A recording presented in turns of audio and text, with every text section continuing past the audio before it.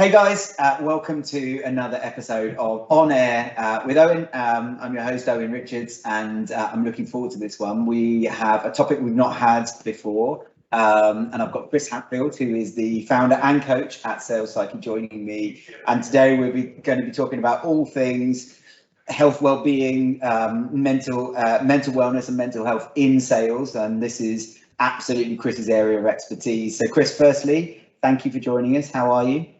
Yeah, I'm all good. Thanks, Owen. I'm really well. Thanks for having me on. Good. So, absolute pleasure. Looking forward to it. And we're going to dive into topic in a minute. We don't like to hang around too long, but as always, before we do that, it'd be great if you can just give us 2 minutes. Who's Chris? Who's Sales Psyche? Let us know how you got here. Yeah, sure. So, founder of Sales Psyche. In a nutshell, imagine it like a gym membership for your sales and commercial teams, mental health, well-being, and mindset. Really, very passionate about the topic. How I got into it, I've been in sales my whole career. My first ever sales job was a door-to-door, 100% commission only, go and knock 100 doors a day, and realized quite early on I struggled from crippling anxiety that at the time really stopped me from selling, and some days not really doing anything at all. And I wanted to better understand how I could utilize it more, which 15 years ago led me down that route of wanting to understand more about it and the mindset side of things, and eventually the mental well-being side of things. And that's kind of led me to where we are now, working with the likes of Google, Facebook, Aircall, to name a few there as well, and supporting them and being able to, I suppose, create a bit more of a proactive and preventative approach of supporting sales and commercial teams, because they do have it tough there, really. So that's me in a nutshell. Thank you. Do you know what? I think there's two really interesting things, and I haven't talked to you about this, so this will be a surprise. But one of the things I think that we can learn from you from today is not just learning around that topic, but also you founded your own business at a very high pressure, difficult time, and been incredibly successful. You said there, Facebook, Google, and I know I could reel off another handful of brands that I'm aware of that people would know. And you've done an incredibly impressive job over that time. So I'm sure we can pull some of those learnings out as we go through this conversation. But let's start at the top. So you decided to found a business that addresses and supports the issue around, you called it mental health, well-being, mindset within sales and commercial teams. Why is it important? Why are we talking about this now? Yeah, I think it's something, and I think it's the pandemic has kind of caused it, without trying to focus too much on the C word today.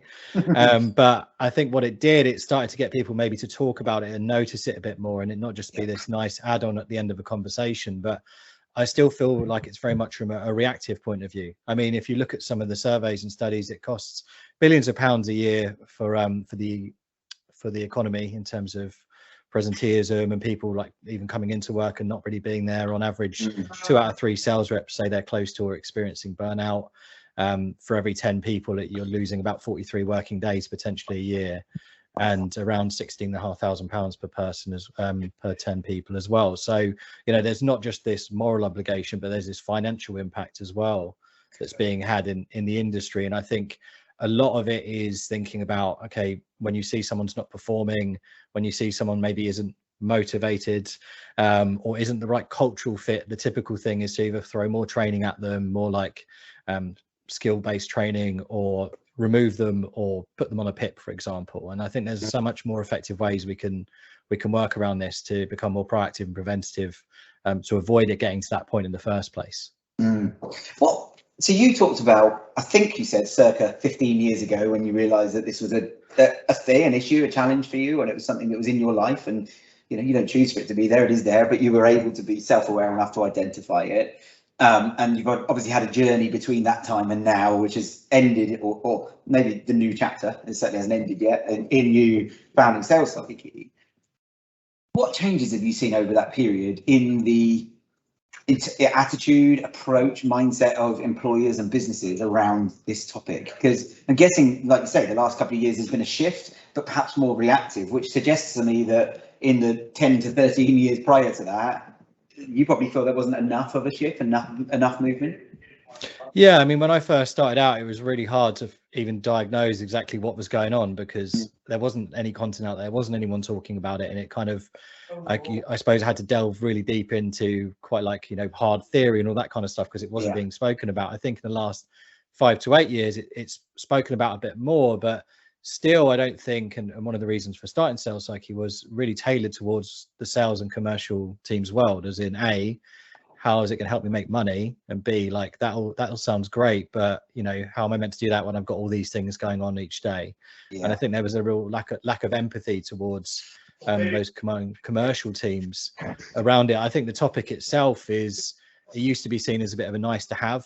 You know, people put it on the website, and you might have the things like perks, like, oh, you know, we've got a pool table, we've got a table tennis table, all that stuff. It's like mental well-being and supporting your team's mental health is basic hygiene now. Like, it's not a nice to have. It's, if you don't have it, you're going to be left behind. If you don't have it, people will go and find, particularly in this more remote arena now, where people probably have more access than ever to jobs with this hybrid working.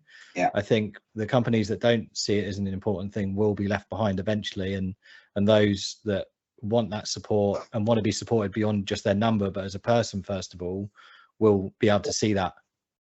Do you know, I love that phrase, the basic hygiene thing. I think it's fantastic. Is that seeing it as basic expectation hygiene from both sides, that we expect this to be a part of the place versus a perk or a benefit. That's a really, really nice way of looking at it. Do you mind if I dive into something personal with you? Because you touched on suffering from having anxiety when you were out knocking on doors. I get that. I think most people would feel that to some extent. But it was obviously there enough and present enough for you to notice it and feel that you need to do something about it.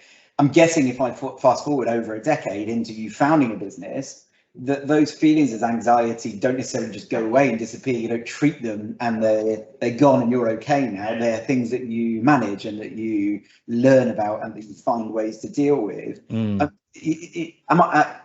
I touching on something there that rings true around, you know, going into a new world, backing yourself to go and start your own business for the first time, you know, getting into the unknown, taking a risk? That must have unearthed some of that anxiety that you experienced all that time ago, maybe in a different way.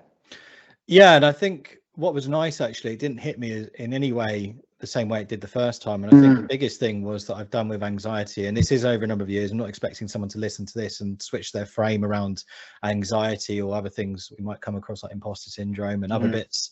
But I just started to reframe it and ask, like, the kind of way I sum it up is always asking, like, how can I look at it as serving me rather than sabotaging me? And over the years, starting to recognize that these emotions coming up were actually trying to tell me something. And it was just about me finding the right kind of questions to ask myself, to actually then use it proactively and go, oh, do you know what? If I wasn't anxious, I wouldn't have prepped for that meeting ahead of that time. I wouldn't have thought about doing that idea. And actually seeing all these kind of feelings as something that helps me, so that when I get to the point now when I'm anxious, I'm like, oh, this is a good thing because it's trying to tell me something. It might not be a nice feeling, but it's a bit like, I'd sort of use the example, if you're thirsty sometimes and your brain goes, hey, Owen, you're thirsty. You don't go, oh, what would happen if I didn't drink for 2 weeks or 3 weeks or a month?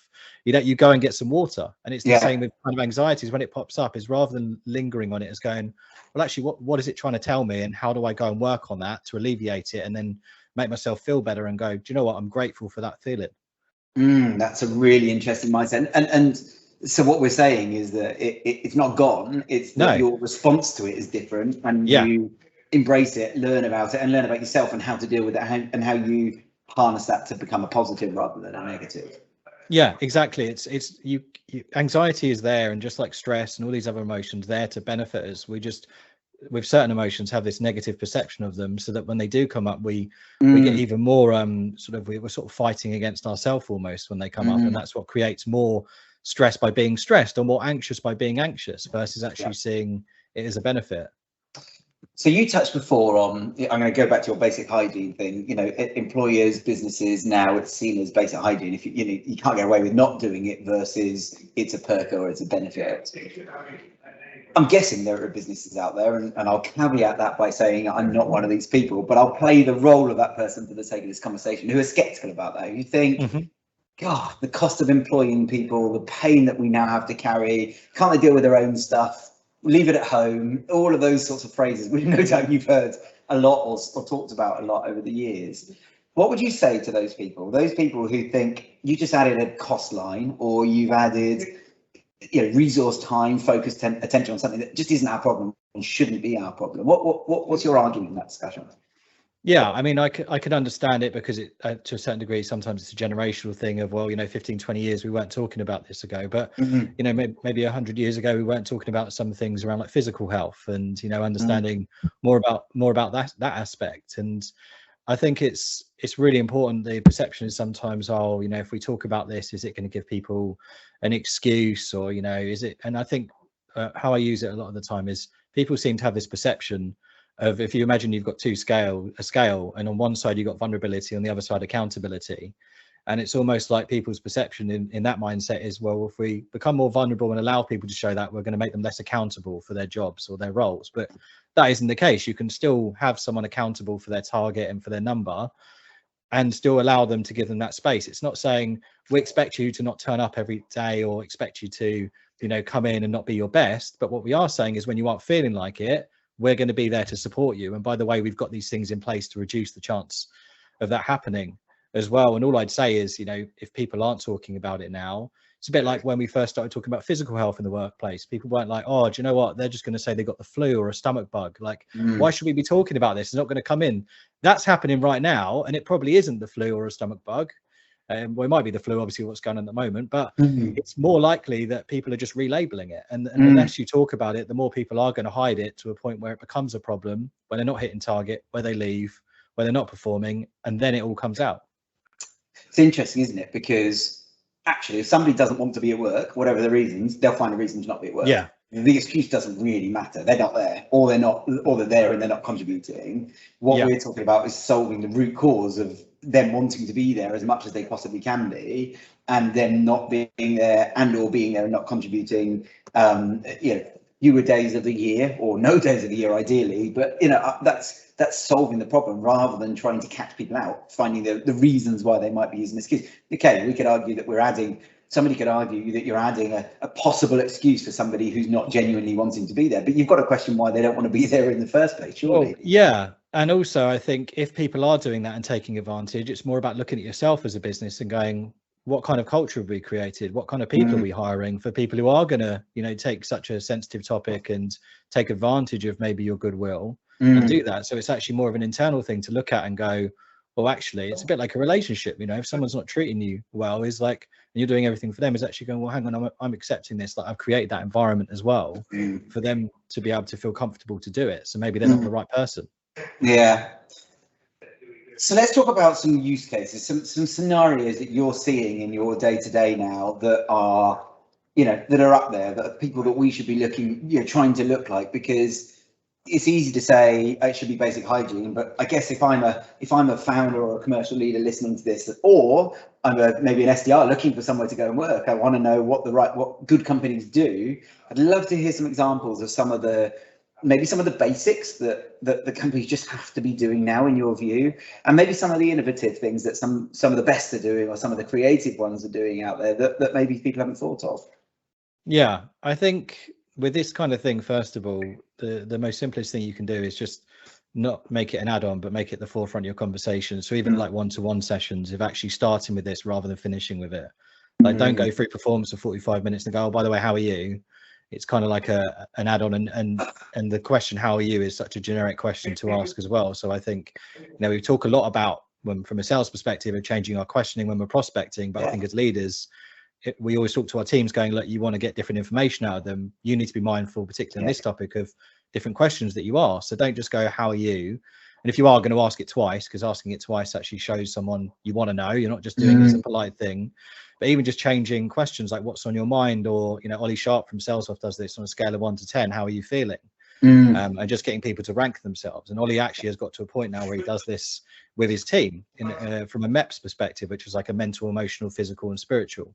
So asks his team to talk about it. So I think the big thing is to do that. The second thing is, all very well going, we've got an open door policy, but you as a leader have got to go through that door first of all before you expect people to come with you, because people are going to be fearful of it. People are going to think, oh, with the uncertainty still, if I'm not hitting target, are you going to hold this against me, even subconsciously? So I would say, as a leader, don't be afraid to talk about these things. Going back to that accountability and vulnerability thing, it's not like you saying you've not had the best week or something's going on will mean that everyone else will then be able to use that excuse. But as long as you caveat that with, here's how I felt and this is what I did to overcome it, I had a guy, Dom Taylor, who from Award Gateway, he was on my pod, and he said that one day they got on together on a call on a Friday and was like, how's everyone doing? And everyone was like, yeah, I'm all right. And he went, guys, I'm having the shittest week. Like, this has happened, but I had to have a go and lie down at lunch, but this is what I'm going to do this afternoon to manage it. And then after that, everyone was talking about it, not from a venting point of view, but as in, this is a conversation we can have. It's not a trick. Yeah, do you know, it comes back that you use that word vulnerability as well. We are all vulnerable, whether we like it or not, and we're prepared to accept it or not. Whether you are a CEO, a founder, a CFO, an SDR, an A, it doesn't matter. We are all vulnerable, and it's how much you choose to share, isn't it? And that comes down to the environment you're in, the people you're around, the level of trust you have for them, all those sorts of things. I think you make a really good point that if as a leader we don't feel comfortable doing that, how can we ask our people to bring their best version of themselves to work every day? And we have to question the environment and atmosphere that we're creating for them. So yeah, really, really fantastic point. I'm keen to just touch on the kind of what it's not things. So you touched earlier, the table tennis, the pool table, those sorts of things. And look, don't get me wrong, we've got a table tennis table, we love it, but it's not addressing the core issue. It's a separate thing, isn't it? It's a different box on the things that need to be addressed. So what else are people looking at and going, I'm looking after my people, and you're kind of going, look, that was 10 years ago you could say that, but now you can't. Yeah, there's a couple of things. I think what I've started to see more now is unlimited mental wellbeing days being introduced, and the concept's good, but that alone isn't enough. It's a bit like going, we've got unlimited paracetamol here for you, but it's like what we should be looking at is how do we stop people having headaches in the first place? Because again, people might think, I can take a week or two off, but how do we stop them getting to that point where they feel like they need to? And who's to say on those 2 weeks they don't just take their week off and go, they come back to 400 or 500 emails and they haven't actually switched off the whole time, and they go and do it again a month or 2 months later. It's not, or they're getting pressure from their leader to come back to work. Exactly. So they don't want to take it in the first place, because I use this analogy a lot. It's a bit like a Formula One race in sales. Like when you're behind, you don't want to take a pit stop because you're going to be further behind. And when you're ahead, you don't want to take a pit stop because you feel like you lose momentum. So with that perception, those kind of things don't work. Another thing is employee engagement assistance programs. It's great having them again, all of which I'm talking about here. It's not discrediting them, but they're just a jigsaw piece. They're not the puzzle. And EAPs, again, are great. But the challenge there is what you're asking someone to do is to be their most proactive in their most reactive state. Call this number, speak to someone, then they get paired with someone randomly who maybe they don't feel comfortable talking about. And on average, they're only used about 10% by employees each year, EAPs. Again, it's waiting for someone to have a problem or their perception of a problem before then doing something about it, which is then harder to manage because that individual might be underperforming at the time. They might not be happy, and the first time you hear about it might be them handing their notice in. Or it might be that they haven't hit their target, and then the route down that sometimes is, I just don't think you're motivated, I don't think you're the right fit. And then of course someone is definitely not going to explain what's going on in their world if they have that kind of conversation. So what am I doing instead? What are the three things? If I can do three things, let's say, and feel free to make it 4 or 5 if you think of others, or 2 if there's 2 great ones, but what are the 3 things that I should absolutely be doing now if I'm not doing them already? Yeah, I think asking yourself, first of all, like, how do we make this more of a topic of conversation? How do we address the elephant in the room and not be scared of it, and not think, we better not talk about that, because either A, people are going to think, we're touching on stuff that's personal to them, or B, giving them an excuse. But actually go, how do we maybe hold some lunch and learns, like, once a month, for example, around things like imposter syndrome, around here's how to handle stress. How do I make it the forefront of my team meeting or my next QBR or my sales kickoff this year? That's one of the things. I think secondly is in your one-to-one meeting, starting with that as the agenda, starting with scaling questions, and then being willing to park it if you feel like someone isn't in a good place, parking your agenda and focusing on theirs. Around it is the second thing. And I think thirdly is just thinking about, it's all very well saying these things, but it's about you as a leader being the example of it and being okay to talk about it, to then make people feel comfortable to go, actually, this is something I can speak to my leader and my manager about. And fourthly, I think talking about all this, don't then think I'm going to go into the office tomorrow and start all this straight away. And it's about building a relationship with this kind of topic. People aren't going to talk to you straight away. It doesn't mean they won't eventually, but They just want to assess over time. This isn't a trick. I can trust you. You are genuinely interested in this. Just got to remind yourself, of, even if you're a manager or not, just because you want to have a conversation with someone sometimes around this, they might not want to, and that's okay. It's nothing personal. I'm getting a theme, and I'm going to try and put it into my words, but you might do a better job. Or maybe I'm wrong. I don't know. I've asked you kind of twice in two different ways the things that you can do, and both times you've referred to things that are free. They're things that are human. They're things that you can do. They're behavioural led. They're cultural. How do we do this versus what we need to go and buy or spend money on? And it feels to me as though this all stems back to genuinely, authentically caring as a human being about the people that you work with, that work for you and your team, that work for you and your business, that work alongside you and your team. And if we have enough of us who genuinely, authentically care about other people's health, both physical, mental, whatever, and well-being and mindset, then we achieve more just because we think that way. And it sounds like we're trying to change the settings of culture within business versus trying to do things differently or buy things or bring a service in or whatever that might be. Am I touching on something there? Does that feel about right to you? Yeah, I think, there's some great services out there, obviously, Sales Psyche and a variety of other people. But I think first and foremost, you can do a lot of this stuff without having to invest money. It is just a change in your mindset, as you say, and approaching it differently, and also be willing to think about how can we do this long term. I'll give you a perfect example. Look at what you're planning or what you did last year for Mental Health Awareness Week and go, how do we replicate that continuously? How do we have that kind of conversation? How do we run those kind of sessions? How do we get people talking about those kind of things more regularly? And that is a way to, that's what I say to everyone, like whether you work with us or not, is just look at that and go, how do we scale it? Because that's something that then people buy into, and it doesn't necessarily become this thing about your values on your website, or all these perks, all these things that we spoke about. It's actually someone can actually get a sense of it and a feeling of it, that, as I said, it's not accepting that people don't perform. It's just saying when they're not in the right headspace, things are going on, life is happening as it does. They feel A, supported by it, and B, comfortable to talk to someone about it.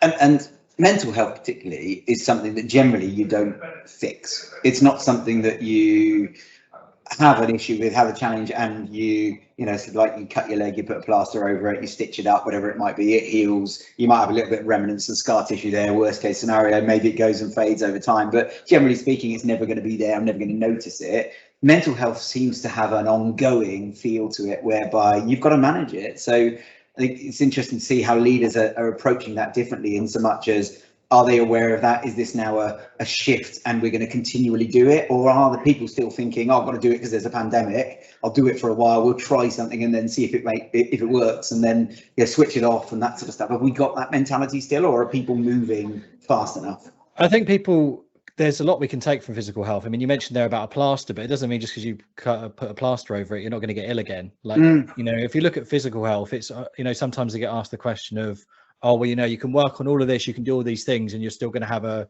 challenge. You mentioned anxiety before, and I said, yeah, but you can do the same with physical health. You go to the gym every day. Doesn't mean you're not going to get sick. It doesn't mean that something isn't going to happen to you. But when you do, A, you're more likely to avoid it becoming more serious than it could be. Yeah. And B, you're being able to then get yourself back to a healthy state. It's the same with your mental health, and everyone has mental health. Is when if you are working on it proactively, A, it's less likely to stop someone getting to the point, breaking point, burnout, all the other things, more serious things as well. And B, when they do, they've got the tools and the understanding of how they bring themselves back and stopping a bad day becoming a bad week, becoming a bad month and quarter. Yeah. We've got more conversation about this now than we've ever had, right? I think that's fair to say, isn't it? And that's a good thing.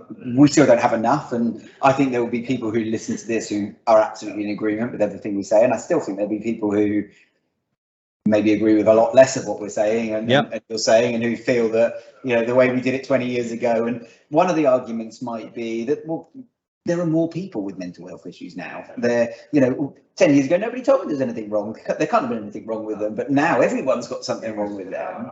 And there's a perception that we're getting worse as people. My view is probably similar to yours, which is, no, we're understanding it, we're learning about it, we're talking about it more. How do we bring those people on the journey with us? Because that's going to be a big barrier for a long time, because a lot of those people are going to be in the workforce for a number of years from now, and are always going to be blocking it. What can we do to bring people up to speed? Yeah, I mean, well, there's an argument, if they don't adapt, then they'll find out the hard way. And Yeah, that is true. I think yeah. people have more choice now. People coming through, particularly this generation, you all know this better than anyone probably, with when you've been hiring, is people want to know, how am I going to be developed as an individual? How am I going to be supported? Versus just like all the other stuff around it. Money is important, but it's then the bit underneath as well that wants to be supported. So I think that's like the first thing there. I think secondly is, as you say, I think there's two things. I think as society, there have become more challenges. You look at things like social media and the challenges that kind of presents that wasn't there 15, 20 years ago.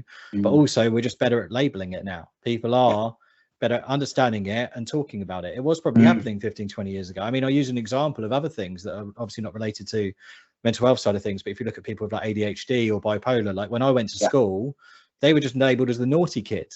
And people are like, oh, more people have got ADHD and bipolar. No, we just understand it more now, so we can actually talk about it and label it in the right way to and ensure those people feel more comfortable and supported. So I think it's very similar with mental health, is that it's always been there, those kind of challenges. It's just, it probably is getting more challenging with what's happening in society, but the biggest thing is that we're just able to articulate it more effectively now.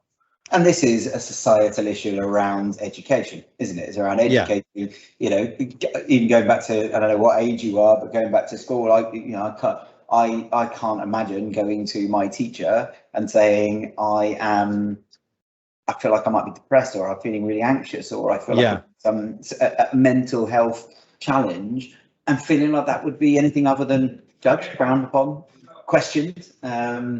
Whereas now it feels like we have a generation coming through who get it, and it's on the forefront of their minds, and they're perhaps more educated. I'm sure there's still a long way to go.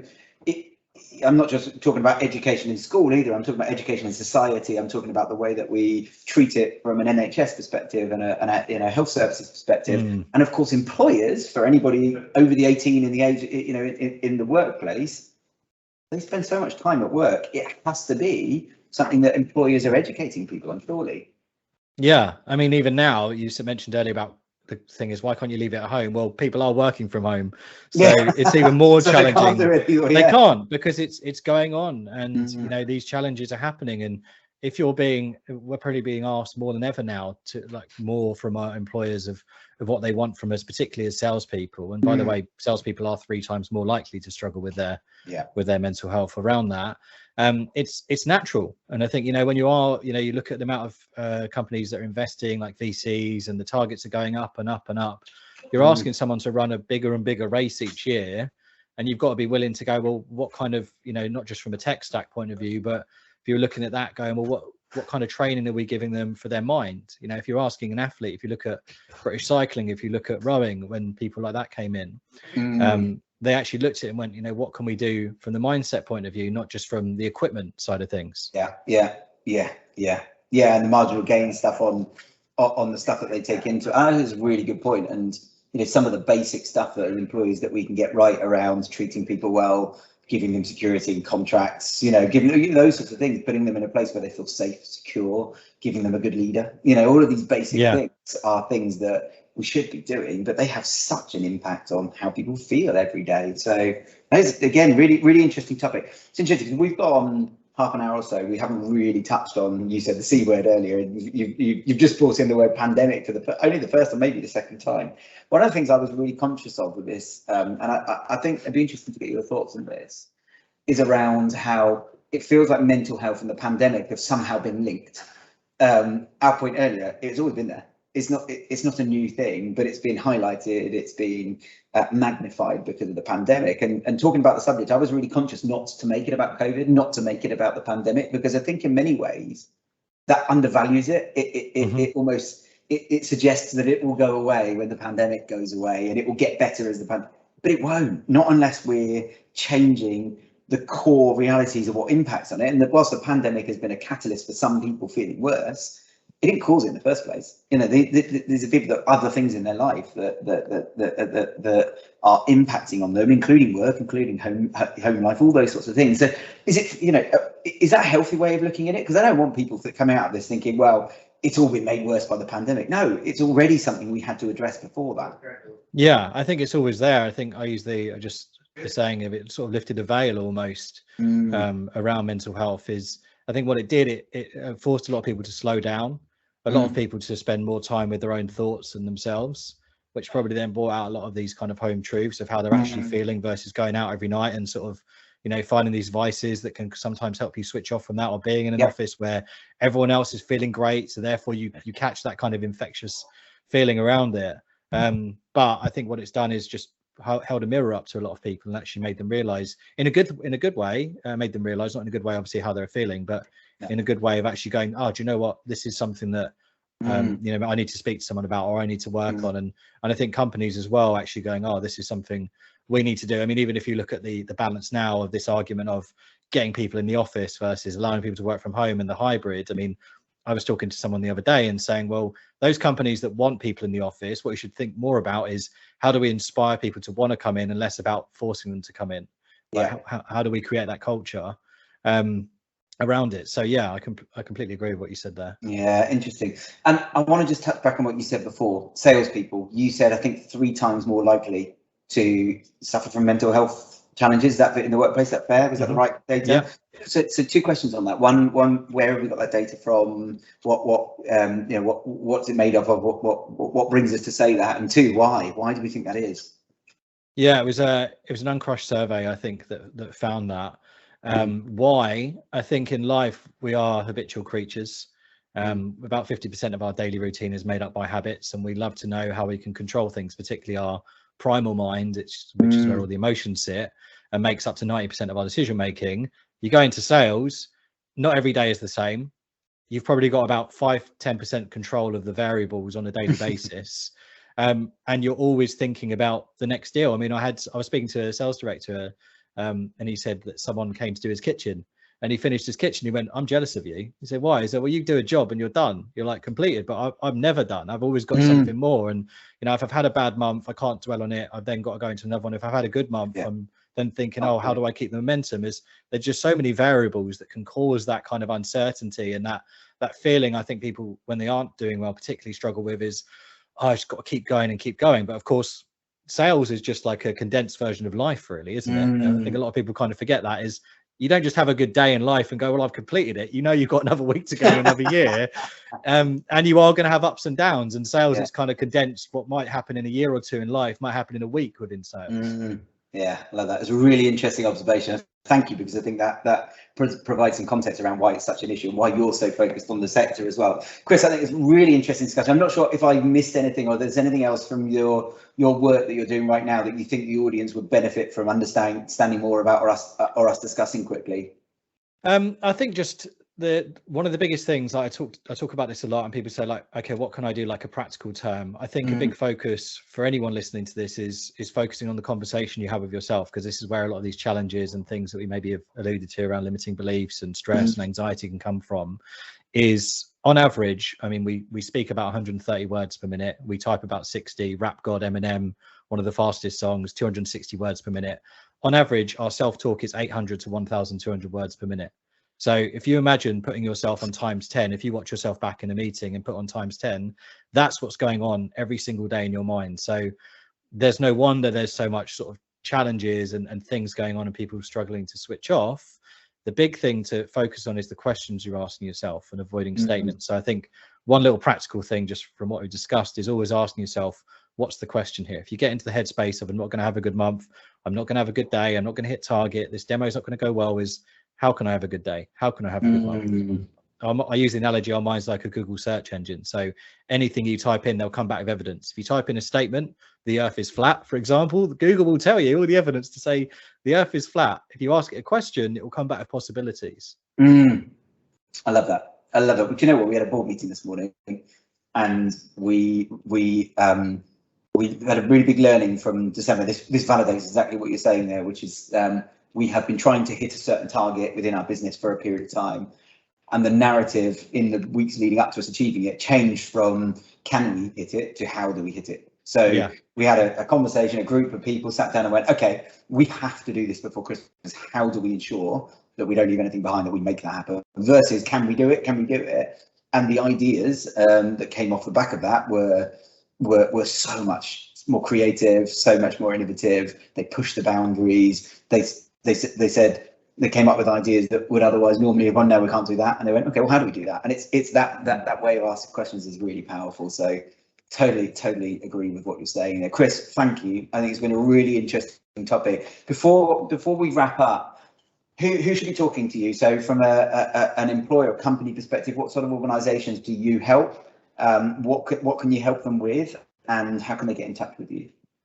Yeah, so we've primarily focused with any SaaS or tech-based companies.